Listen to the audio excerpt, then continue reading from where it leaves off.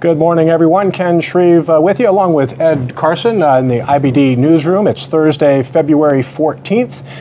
Happy Valentine's Day, everyone, as we take a look at the stock market and start by taking a look at the Dow and S&P. The Dow and S&P 500 showing modest losses. NASDAQ has turned slightly positive. We had some retail sales data that the market was kind of thinking about early on. What's the story with retail sales, Ed? Yeah, well, they were delayed for several weeks because of the government shutdown, but we finally got December retail sales, and they were down 1.2%. That was like basically the worst holiday month in a decade. Really stunned. Economists were not expecting this at all. And it also shows you how the market is now wants good economic data. Now that the Fed is no longer hawkish, and there's concerns about economic growth, the market wants to see strong growth.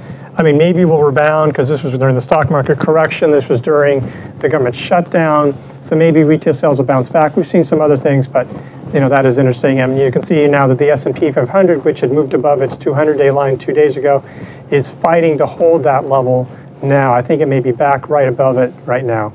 Okay, well, that's a look at the major stock indexes, and a good day for growth stocks. The Innovator IBD 50 ETF up more than 1% in the early going, so good to see growth stocks outperforming. We've got plenty of early movers in the stock market. We're going to start by taking a look at Cisco Systems. A lot of good news from the NASDAQ 100 component after the close Wednesday.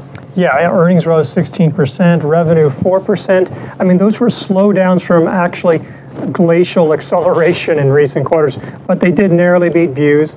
Guidance was generally positive. They raised their dividend. They hiked their buyback by $15 billion. Bottom line, the stock is breaking out from a double bottom buy point here. I think it's 29.42. Actually hit a new high. So it's pretty positive action. The relative strength line, obviously having a nice day today. So that's moving higher.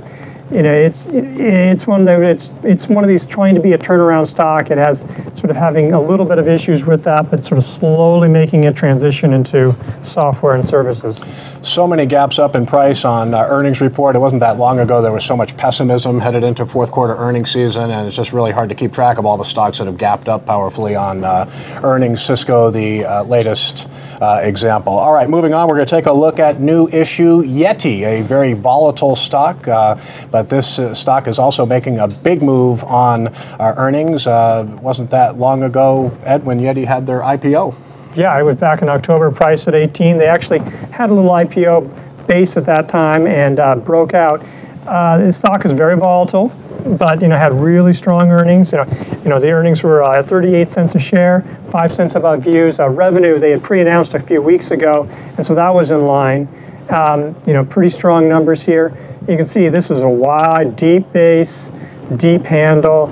I mean, this is what you get with IPOs. It did clear that cup with handle buy point, briefly hit a new high. It was really hard to see how Yeti was going to react to earnings. It reported earnings in late November. It was a really nasty downside reversal for the stock, but breakout holding up well so far for Yeti. Good solid breakout from a cup with handle base today. All right, finally, let's take a look at leaderboard stock CyberArk Software, ticker CYBR. This is a company that reported earnings before the open, and Ed, there wasn't really much bad news at all in this report. No, the earnings doubled. Sales were well above views. Guidance was strong. I mean, there have been a lot of software companies that have done very well. This stock was actually already extended. I mean, we actually was a handle buy point. The relative strength line already to new highs. You can see how it's moving today.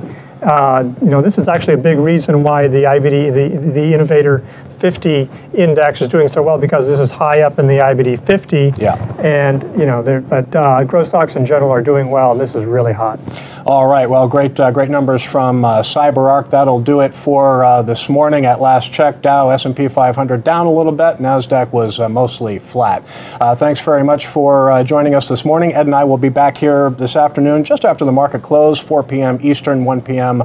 Pacific. And just a quick reminder, don't forget to join us on all our social media outlets. We are on Instagram, Facebook, YouTube, and Twitter. You get a lot of good market content there. And don't forget to check out the homepage of investors.com with a lot of timely market coverage. A lot of other stocks moving today. You'll see that right on the homepage of investors.com as well. All right, everybody, have a great day, and we'll see you back here 4 p.m. Eastern right at the market close.